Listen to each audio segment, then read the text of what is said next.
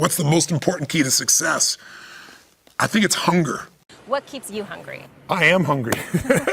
Hunger means that you want more. You want more of yourself. You want to make a bigger difference. You want to be a better parent. You want to do something more than there is today, and that you don't get satisfied. Most people start out with hunger at an early stage of life and they lose it.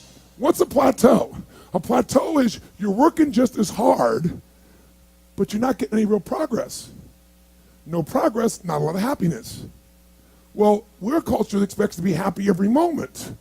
We don't have to earn it. We just find the easy way, grow, grow, grow, and then we think there's something wrong here. Now, some people get to that plateau, and what they do, the majority of people today, they get pissed off, and their response is, it's a stupid sport. It's the wrong relationship. It's a stupid job.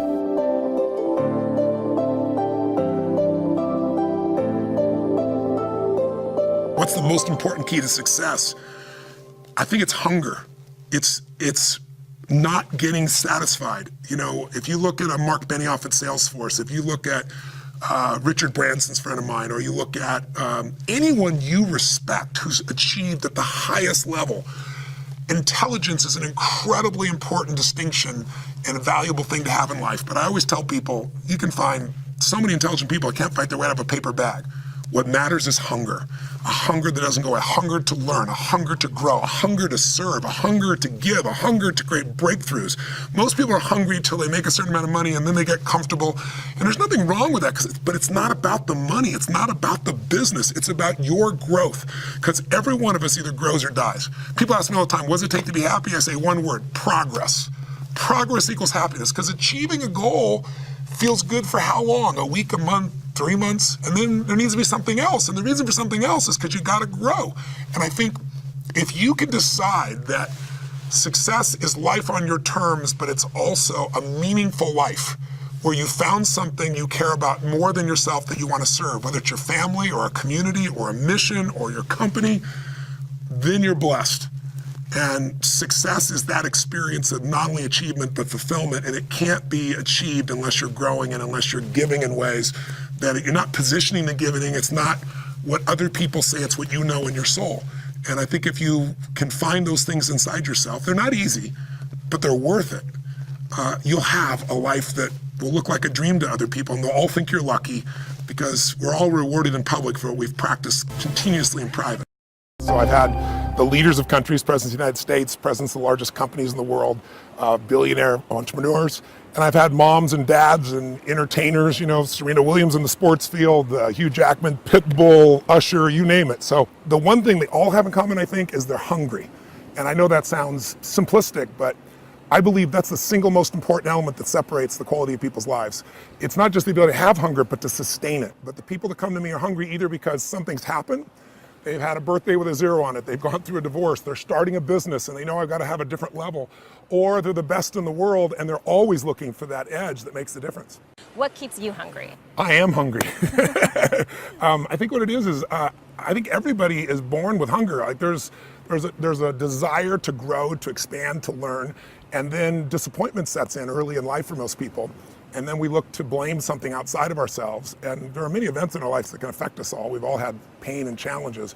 But I think if you can find within yourself the part of you that wants to constantly give something more than yourself, if you can find a mission larger than yourself, then you're more pulled to do something than trying to push yourself. And pull has much more power than push. I always say motive does matter. That if your motive is to serve something greater, there is an energy that comes up inside of you. So I feed 2 million people a year because somebody fed my family when I was 11 years old, and now this year we're feeding 4 million. I want to do more in that area. And every business I'm in, that drive just doesn't go away. Well, it's interesting, since 2008, you've seen most large enterprise companies have really figured out how to respond to the world economic crisis at that time by cutting, right? They figured out how to cut their costs, they grew their bottom lines, and they built up their cash. And so they've done very well. But that was 5 years ago, and it's getting hard to keep cutting. You can't cut your way to growth at this point. So most major corporations are now saying, what do we do about the top line? How do we really grow revenues and sales? And so I built something called Coaching in the Cloud, which we've done for some of the most successful companies in the world. And what it does is it comes in and it revamps the sales process. you think about it, in the 1990s, you had all these companies that were re-engineering, and they said, look, we're going to go virtual and save the real estate. And all these salespeople are going to just virtualize. There weren't great tools then. There are now, Salesforce.com being one of those, right? But the challenge is they've lost some of the disciplines that maximize the process. So we also, though, are showing people how to maximize technology. So I have a patent pending process in a company that's working with everybody from General Electric to Reuters. It's called Knowledge Now. And it allows you to take the knowledge you need, instead of learning the old style. We got great technology and an old way of learning. You get to learn in the application, like Salesforce.com. While you're there, you're able to get the answers you need when you're working on clients right now. Not go to some class where you're going to forget 90% of it, but do it right now. We found it to be really, really impactful. Well, I believe in rapid change. Technology allows you to create change really rapidly. And I think, social media I've found to be a really useful research tool, because we're living in a world where so much information is coming at us all the time that I always say, it's like we're drowning in information, but we're starving for some wisdom. And if you follow people that are really brilliant, it's almost like having an intelligent browser where they can bring you to the very best stuff right away. One of the companies I have came about because I'm always following these people. I was following some 3D printing, and I found out about this young man that when he was 14, he met a girl who had lost her arm, and found out they didn't have the money for an articulated arm. They're about $80,000. If you lose both arms, over a lifetime you have to get 3 for each arm. You can only imagine, it's beyond the range of most people. And at 17, he created an artificial arm that does more than the traditional arm, articulates, but it can actually, lift 350 pounds. And it was all driven, but instead of $80,000, he does it with 3D printing, and it costs $250. And I saw the site. He was meeting with President Obama. NASA gave him a scholarship.